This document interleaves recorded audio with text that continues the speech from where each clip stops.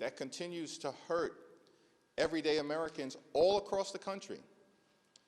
Every day that goes by, there are people throughout America receiving notices that their health care premiums, copays, and deductibles are about to skyrocket. In the district in upstate New York, the North Country, currently represented by Elise Stefanik, there are couples who currently pay about $2,000 per year for their health insurance premiums because they benefit from Affordable Care Act tax credits. When those credits go away, that same couple will now pay more than $20,000 a year. They cannot afford that. These are working class Americans living paycheck to paycheck, struggling to get by, can barely survive, yet alone thrive. In this country, and this is the wealthiest country in the history of the world. So House and Senate Democrats are going to continue to hold firm as it relates to a basic common sense position that when we enact spending bills, we should be helping the American people, not hurting them. And so we will not support a partisan Republican spending bill that continues to gut the health care of the American people. But we will continue to extend that offer to our Republican colleagues and to President Trump and members of his administration. Let's sit down in good faith to reopen the government, to stand by our hardworking federal employees, to enact a spending bill that actually improves the quality of life of the American people, and to address the health care crisis that Republicans have created, devastating people all across the country, including in rural America, in black and brown communities all throughout America, in urban America, in the heartland of America, and in small town America. Questions? There you go. Thank you. It's looking increasingly unlikely that the shutdown will end before the end of the month, and some members of your conference have said that they'll forego paychecks at the end of the month. During the shutdown, are you going to make the same commitment now that it's getting closer? We have a caucus meeting later on today. I think that's going to be one of the issues that we'll discuss. You are demanding that Grijalva be sworn in this afternoon. If she is not, what are you planning on doing, and are you going to be there for the proposal? All options are on the table with respect to Representative-elect Adelita Grijalva. It's shameful that she has not been sworn in because Speaker Johnson and House Republicans apparently want to continue to hide the Jeffrey Epstein files from the American people. This has gone on now for weeks. And so it's my expectation that if she is not sworn in today, during the pro forma session today, as the Arizona Attorney General has made clear, expect swift and decisive legal action. Following up on Grijalva, did you hear back from the Speaker in response to the letter that you sent him yesterday? I have not heard back from the Speaker yet, but House Republicans and Senate Republicans have gone radio silent since the Oval Office meeting that took place about 3 weeks ago, because they have no defensible position. Their position is, we want to continue to benefit the wealthy, the well-off, and the well-connected, and promote the lifestyles of the rich and shameless.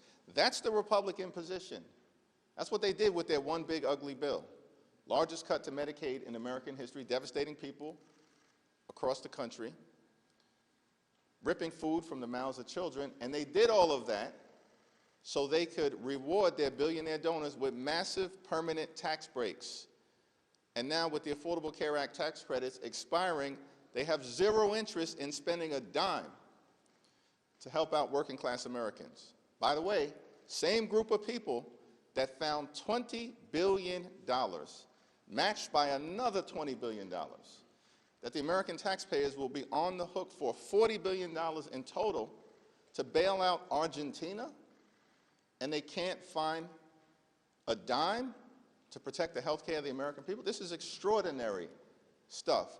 And no word from the Speaker about any of it, because they just continue, unfortunately, to be rubber stamps for Donald Trump's extreme agenda. Leader Jeffries, food banks are preparing for a surge. Federal workers are missing their paychecks, and millions of Americans could soon lose out on the food assistance. So at what point does this shutdown become Well, we need to reopen the government, and we need to reopen the government now. Part of the problem is that House Republicans are nowhere to be found. Literally have been on vacation for 3 consecutive weeks, have canceled votes for 3 consecutive weeks. They are in the Legislative Witness Protection Program. No one can find them here in the Capitol, and no one can find them in their districts. They're not holding town hall meetings. They're not visiting federal employees. They're not engaging with their constituents. They've been on vacation for 3 weeks, House Republican, in the middle of a shutdown. And so what we need is for them to come back to work so we can work this out, reopen the government, stand by our hardworking federal employees. By the way, the Trump administration, this year, before the shutdown, has forced out over 200,000 civil servants. That's before the shutdown. So they've already been targeting viciously and maliciously federal civil servants, undermining the ability to provide services to taxpayers in an effective and an efficient way. And so cruelty has been the point for this administration. We know this because the OMB director said his goal was to traumatize federal workers and thereby traumatize the American people. That's their words. Paul?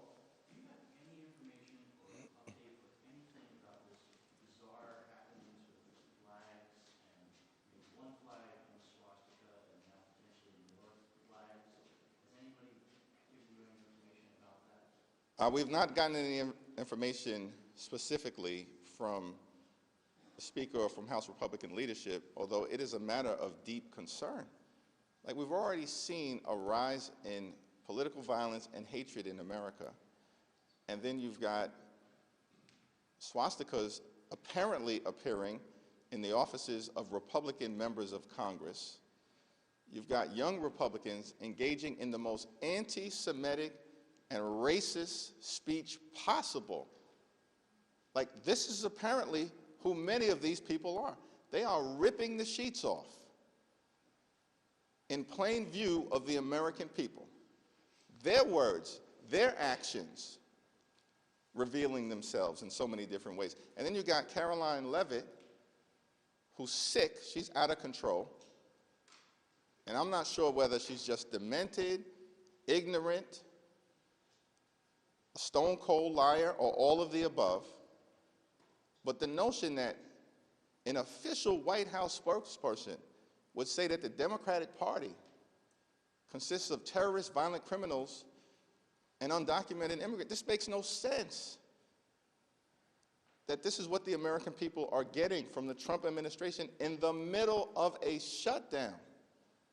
So their actions continue to speak for themselves, which is why they're on the wrong side of public sentiment. Question on the second. Thanks, yeah. Thank you. Do you have any comment on the New York City mayoral debate yesterday and how long you're still waiting to endorse on? Yeah, I haven't gotten a chance to review it. I do expect to speak to the Democratic nominee, Zoran, at some point before early voting. Mr. Leader. President Trump has said he's canceled the Gateway project. He's going to be prepared to slash welfare benefits in his latest comment.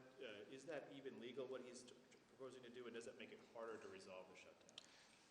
Yeah, we're going to continue to stand up for the American people.